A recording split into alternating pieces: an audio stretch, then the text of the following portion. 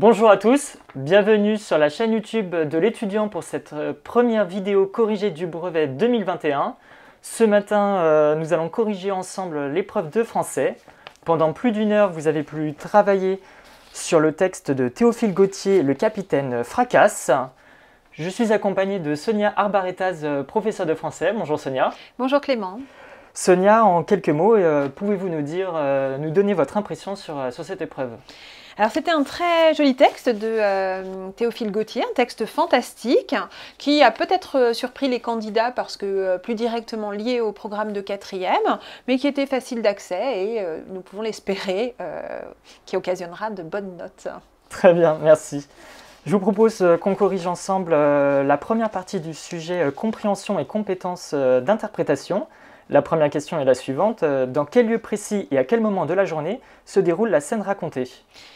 Alors, pour cette question qui portait sur le lieu et le moment, il fallait parvenir à identifier ce qui était assez simple. Donc, un lieu présenté comme un château. Un peu plus loin dans le texte, il était question de manoir, de logis de désert. Donc, voilà quelques petites références qu'on pouvait relever. Donc, un lieu clos et un lieu à l'intérieur duquel on pénétrait pour découvrir la cuisine et la cheminée. Et puis, un petit peu plus tardivement encore, au fil d'une description un peu ambulatoire, la chambre à coucher, dans laquelle vont se passer un certain nombre de choses dont on reparlera par la suite. Donc ça, c'était pour le lieu. Pour le moment, la nuit. Alors, il y avait un lexique assez abondant pour décrire cette nuit, la nuit, les ombres, les reflets, le soir à la clarté douteuse de la lampe, donc autant d'éléments qui permettaient de bien comprendre. Très bien. La deuxième question, il fallait expliquer l'expression « la mélancolique solitude du château ». Qu'est-ce que ça signifie exactement ? Alors déjà, c'était une expression métaphorique. Le château ici était personnifié, il ressentait la mélancolie.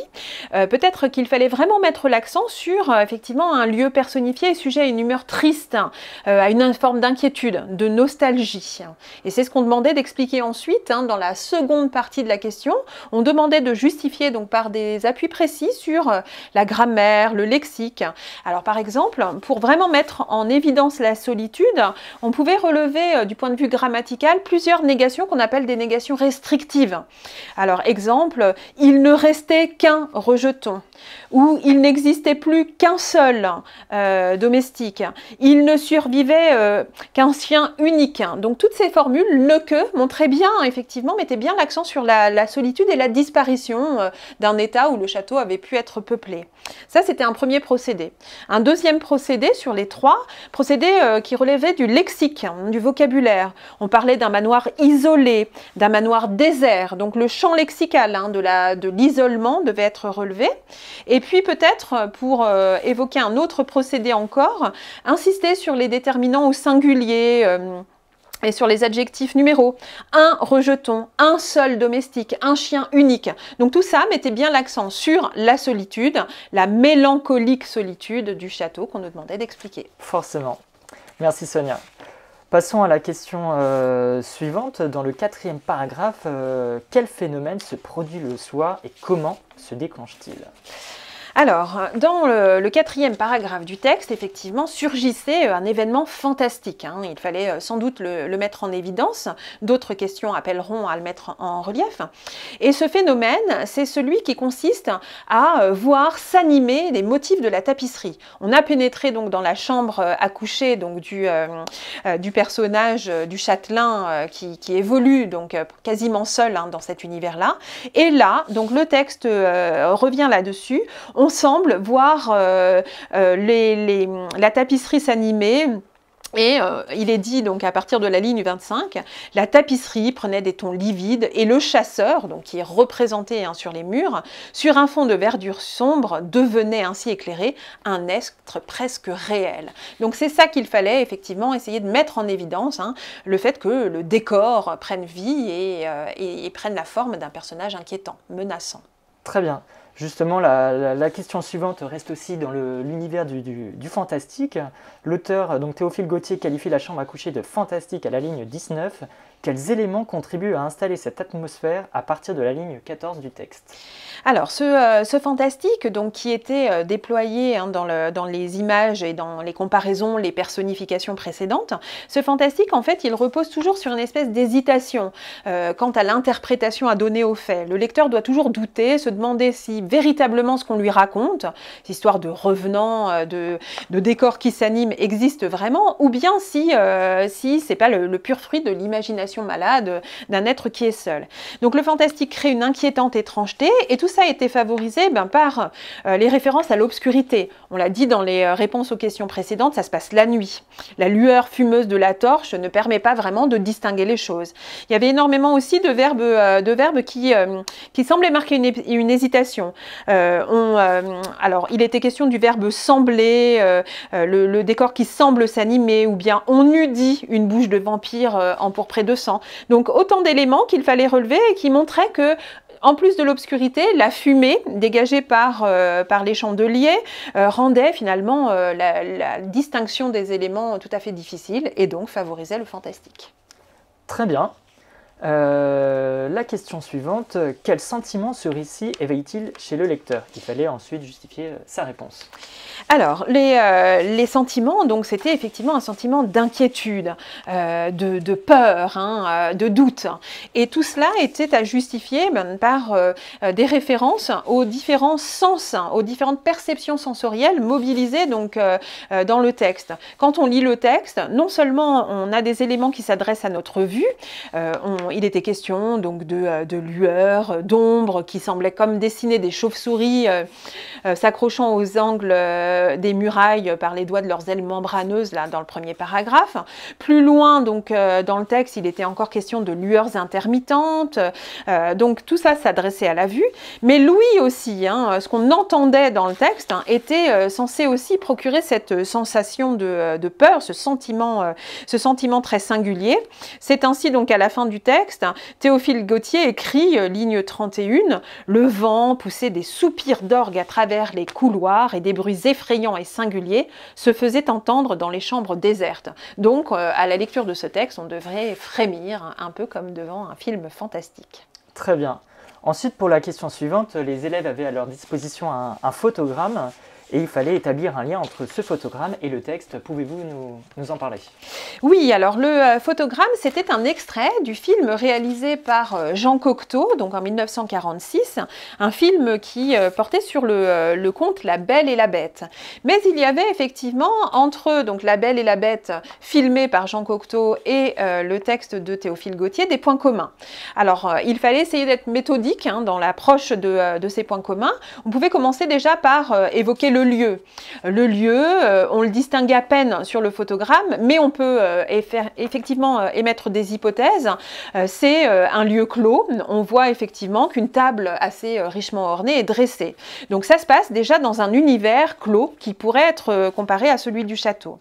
Ça se passe aussi à un moment qui est tout à fait le même. C'est très noir, c'est très sombre. L'image est construite autour d'un contraste entre le noir et le blanc, et on peut imaginer effectivement que ça se passe la nuit. Et les chandeliers que l'on voit très clairement à l'image sont là aussi pour le confirmer.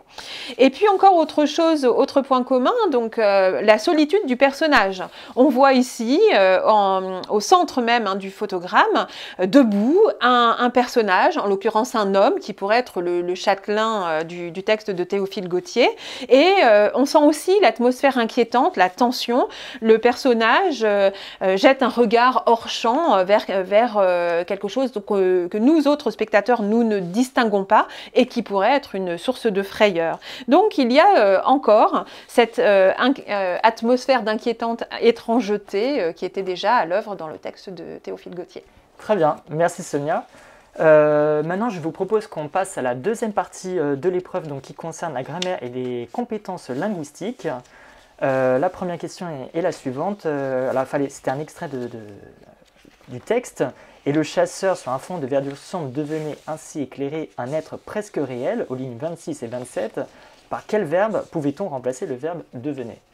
Alors, le verbe devenait, donc qui était écrit, orthographié donc à la troisième personne hein, du singulier à l'imparfait, pouvait très bien être remplacé par un autre verbe comme le verbe se métamorphoser ou se transformer, d'accord? Et l'idée ici, c'est qu'il fallait vraiment proposer donc un verbe, métamorphoser ou se transformer, qu'on aurait vraiment correctement orthographié donc à la troisième personne du singulier et à l'imparfait de l'indicatif, donc en le terminant par AIT. Très bien. Alors, il y a ensuite un être presque réel était souligné dans l'énoncé. Quelle fonction de ce groupe pouvait-on identifier? Alors, ce groupe, donc un être presque réel, c'était en fait l'attribut du sujet. Donc, si on relit la phrase, donc le chasseur sur un fond de verdure devenait ainsi éclairer un être presque réel, il fallait donc que les candidats eh bien, établissent que on avait un verbe d'état, hein, devenir c'est un verbe d'état, donc on ne pouvait pas avoir un complément d'objet direct, mais bien un attribut du sujet. Le chasseur et l'être presque réel sont la seule et même personne. Très bien. À la question suivante, il fallait relever les 3 expansions du nom portrait dans un cours extrait aux lignes 15 et 18 et préciser leur nature. Pouvez-vous nous en parler? Oui, alors identifier des expansions du nom, c'est littéralement identifier des groupes de mots qui permettent d'enrichir un nom commun dans une phrase. Donc ici, il fallait effectivement avoir identifié 3 types d'expansions différentes. Donc le nom commun portrait, il était enrichi en premier lieu par un adjectif. Cet adjectif, sous la forme d'un participe passé, c'était enfumé, hein, donc les portraits enfumés de la salle à manger. Première expansion, adjectif. Deuxième expansion possible, complément du nom, les portraits de la salle à manger. Donc ici, c'était donc le complément du nom pour encore enrichir ce nom commun portrait.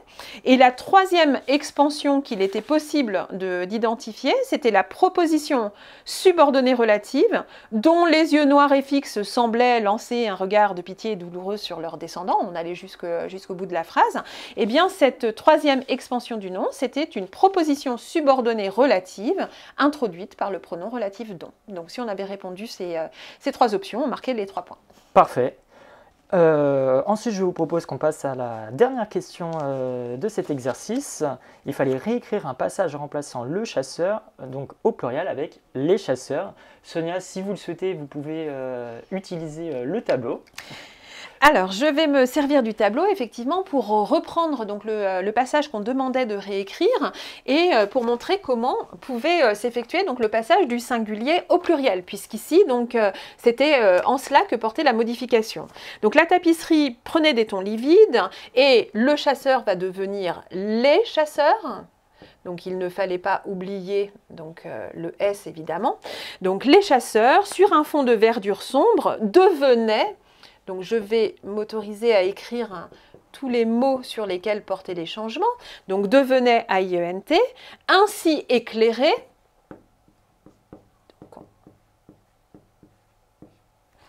Donc, des êtres presque réels. Donc, des êtres au pluriel et presque réels. Là aussi, l'adjectif devait prendre les marques du pluriel. Ça, c'était pour la première des phrases donc, à transformer. Par la suite, donc, il fallait bien modifier donc, le pronom au pluriel. Il ressemblait à IENT.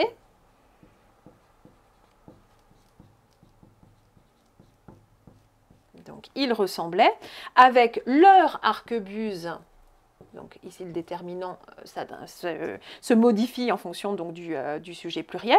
Donc ils ressemblaient, avec leur arquebuse en joue, à des assassins. Des assassins. Guettant leurs victimes, même modification, et leurs lèvres rouges. Alors je vais peut-être procéder donc, à un effacement pour que l'on reste lisible. Donc le dernier groupe nominal à transformer était donc le suivant, donc leurs lèvres rouges.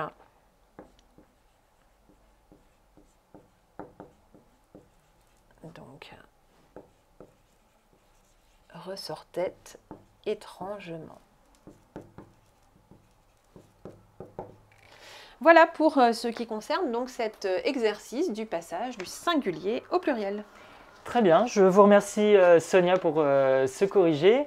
Merci à tous d'avoir suivi cette vidéo et on se retrouve bientôt pour de prochaines vidéos corrigées du brevet 2021. Merci.